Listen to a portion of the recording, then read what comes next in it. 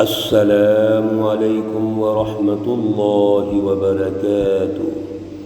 اعوذ باللہ من الشیطان الرجیم، بسم اللہ الرحمن الرحیم۔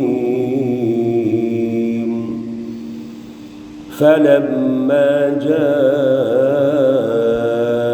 سلیمان قال أتمدونني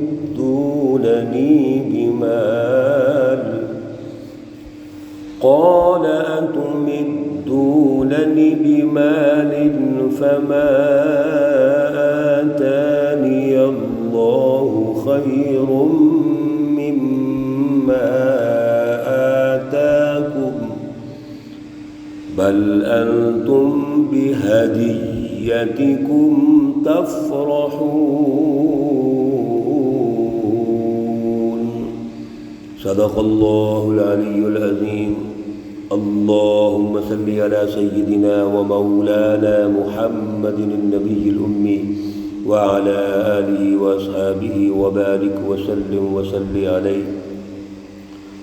معزز سامعین و سامعات، سورۃ النمل پارہ نمبر 19 آیات مقدسہ نمبر 36 تا 40 ہے۔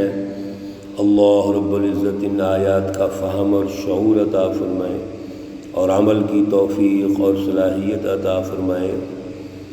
گزشتہ درس میں ہم یہ سن چکے ہیں کہ ملکہ بلقیس نے جب خط دیکھا حضرت سلیمان علیہ السلام کا تو اس نے اپنے اہل دربار سے مشورہ کیا کہ کیا کرنا چاہیے۔ مشورے میں جو رائے آئی حکومتی نمائندوں کی، اشرافیہ کی، وہ یہ تھی کہ ہم قوت والے ہیں، دولت والے ہیں، جنگجو ہیں، ہمارے پاس کوئی وسائل کا مسئلہ نہیں ہے، سب کچھ ہے، لہذا ہم جنگ لڑ سکتے ہیں، مقابلہ کر سکتے ہیں، ہمیں کوئی ایسی پریشانی نہیں ہے۔ البتہ آپ ملکہ ہیں، بادشاہ ہیں، آپ اس پہ غور کر لیجئے، جیسے آپ حکم دیں گی ہم اس کے مطابق چلیں گے۔ ملکہ بلقیس ایک سمجھدار بادشاہ ہے اور وہ یہ سوچ رہی ہے کہ اگر سلیمان ہم سے زیادہ طاقتور ہوئے تو ہماری تباہی کر دیں گے، اور وہ باقاعدہ بطور دلیل یہ کہتی ہے کہ جب بادشاہ کسی بستی پر داخل ہوتے ہیں تو ظاہر ہے جنگ ہوتی ہے، اور جنگ کی صورت میں جب وہ فتح حاصل کرتے ہیں، غلبہ حاصل کرتے ہیں، تو وہاں کی جو املاک ہیں اور وہاں کی جتنی بھی چیزیں ہیں ان میں فساد پیدا کر دیتے ہیں، تباہ و برباد کر دیتے ہیں، اور حکومتی نمائندوں کو وہ پکڑ لیتے ہیں اور ان کو بے توقیر کرتے ہیں، بے عزت کرتے ہیں، سرداران کی انسلٹ کرتے ہیں۔ چنانچہ اس نے اپنی حکمت اور بصیرت استعمال کرتے ہوئے حضرت سلیمان علیہ السلام کو آزمانا چاہا اور ان کی معلومات لینی چاہیے، ان کی بیک گراؤنڈ دیکھنی چاہیے کہ کیا سلیمان کوئی محض عام بادشاہ ہے یا کوئی اونچی شان والا اللہ کا نبی ہے۔ ملکہ بلقیس نے یہ فیصلہ کیا اور تحائف بھیجے جن کی تفصیلات ہم نے گزشتہ درس میں سنی ہے۔ جب تحائف پہنچتے ہیں،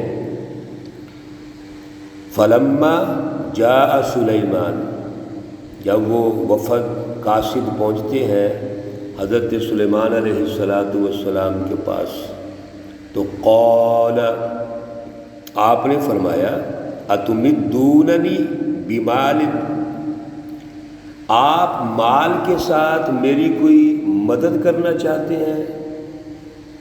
یہ جو تحائف آپ نے بھیجے ہیں کیا مقصد ہے اس کا؟ کہ ہم کوئی غریب لوگ ہیں یا کنگال ہیں، یا مقاصد کیا ہے ان کے، یا کو ہم دنیا دار لوگ ہیں؟ فما آتانی اللہ خیر مما آتاکم، دیکھو، غور کرو، جو اللہ رب العزت نے مجھ کو مال و دولت اور وسائل دیے ہیں وہ آپ سے کئی گنا بہتر ہیں جو تم کو دیے گئے ہیں۔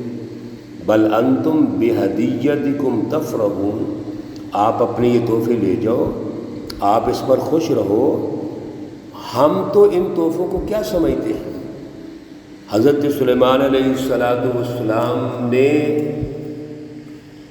یقیناً اللہ کے نبی ہیں اور یہی کرنا چاہیے تھا کہ دنیا داری کے ماحول کو آپ نے قبول نہیں کیا، آپ متاثر نہیں ہوئے، اور یہی ملکہ بلقیس دیکھنا بھی چاہتی ہے۔ تو چنانچہ ارجع الیہم، آپ نے فرمایا واپس چلے جاؤ، فَلَنَأْتِيَنَّهُمْ بِجُنُودٍ لَّا قِبَلَ لَهُم بِهَا۔ حضرت سلیمان علیہ السلام نے ان قاصدوں سے یہ کہا کہ یہ تحفے واپس لے جاؤ، تاکہ آپ کی ملکہ کو یہ پتہ چل جائے، یقین ہو جائے جو وہ ہمیں دیکھنا چاہ رہی ہے کہ ہم کوئی دنیا دار نہیں ہے، ہم تو ایک سسٹم کی تشکیل چاہتے ہیں جس میں عدل ہو، جس میں خدا پرستی ہو، اللہ کی رٹ غالب ہو۔ تو آپ تو سورج پرستش کر رہے ہیں، سورج کی پوجا کر رہے ہیں، لہذا فَلَنَأْتِيَنَّهُمْ بِجُنُود، ہم آئیں گے اب ایک لشکر لے کر، لا قبل لهم بها، جن کا مقابلہ نہیں ہو سکے گا، وَلَنُخْرِجَنَّهُمْ مِنْهَا أَذِلَّةً، اور ہم ان کو نکال دیں گے بے عزت کر کے، وَهُمْ صَاغِرُونَ، اور وہ ذلیل ہو جائیں گے۔ حضرت سلیمان علیہ السلام نے ان کو یہ میسج دے دیا، پیغام دے دیا کہ ہم نے ہر صورت میں غلبہ حاصل کرنا ہے، کیوں؟ اللہ کا حکم ہے، ہم نے اللہ کی رٹ کو قائم کرنا ہے، لہذا آپ تیار ہو جائیے اور آپ جنگ کے لیے اور مقابلے کے لیے ہم آ رہے ہیں۔ ملکہ بلقیس جب یہ سارا ماحول دیکھتی ہے اور اپنی بصیرت سے کام لیتی ہے تو وہ یہ فیصلہ کر لیتی ہے کہ یقیناً سلیمان کوئی عام بادشاہ نہیں ہے، کوئی دنیا دار نہیں ہے، کوئی مفاد پرست نہیں ہے، وہ کوئی اس طرح کا بادشاہ نہیں کہ وہ وسائل چاہتا ہے، بلکہ اس کا اور مشن ہے، وہ اللہ کی رٹ چاہتا ہے، وہ توحید کی طرف لانا چاہتا ہے۔ اس نے اپنے سرداروں سے مشورہ کیا اور مشورے کے بعد وہ سلیمان علیہ السلام کے پاس آنے کے لیے تیار ہو گئے، اور پھر وہ اپنے ان تمام سرداروں کے ساتھ، جس میں ایک فوج ہے بہت لمبا چوڑا ان کا ماحول ہے، ان کو اس کی فوج اور سب سردار ساتھ لے کے حضرت سلیمان علیہ السلام کی طرف وہ ارادہ کرتی ہے اور آتی ہے۔ سلیمان علیہ السلام کو اس کا پتہ چل گیا کہ ملکہ بلقیس میرے پاس آ رہی ہے، اور ان کے پاس تو ذرائع رسانی، خبر رسانی جو بہت زیادہ ذرائع تھے، اور پھر اللہ کے نبی بھی تھے۔ چنانچہ حضرت سلیمان علیہ السلام اپنے دربار میں تشریف فرما ہے، اور جنات انسان بیٹھے ہوئے ہیں، تو آپ کا دربار تو سجا ہوتا تھا، ساری مخلوقات اللہ کی موجود تھی۔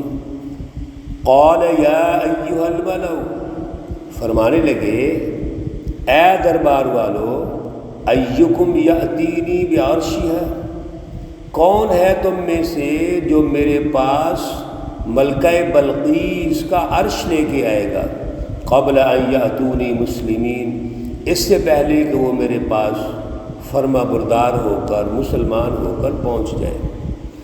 حضرت سلیمان علیہ السلام نے اس کے عرش کا مطالبہ کر دیا کہ کون ہے جو لے کے آئے گا، اور عرش کے بارے میں پہلے ہم گزارش کر چکے ہیں کہ بڑا قیمتی عرش تھا وہ، اور اس کی خصوصیات بھی وہاں ذکر ہو چکی ہیں۔ تو سلیمان علیہ السلام فرماتے ہیں کون ہے جو اس کا عرش اس کے آنے سے پہلے میرے پاس لے آئے؟ قال عفریت من الجن، ایک بڑا دیو، جنوں میں سے جو بڑا دیو ہیکل جن کہنے لگا انا آتیک بہ، میں آپ کے پاس لے کے آتا ہوں، قبل ان تقوم من مقامک، اس سے پہلے کہ آپ اس مجلس سے کھڑے ہو جائیں، وَإِنِّي عَلَيْهِ لَقَوِيٌّ أَمِينٌ، اور میں اس پر لانے کی طاقت رکھتا ہوں اور ذمہ دار بھی ہوں۔ تو جن نے دو لفظ بولے، ایک تو کہا کہ قوی، طاقتور ہوں، دوسرا امین کہا یعنی ذمہ دار ہوں، جو میں کہہ رہا ہوں اس کے مطابق اپنی بات کو پورا کروں گا، اور پھر عرش جو وہ مرصع اور مسجع ہے اس میں سے کوئی ہیر پھیر بھی نہیں کروں گا۔ قال الذی عنده علم من الکتاب، حضرت سلیمان علیہ السلام نے کہا اور کون ہے جو اس سے پہلے لے کے آئے گا؟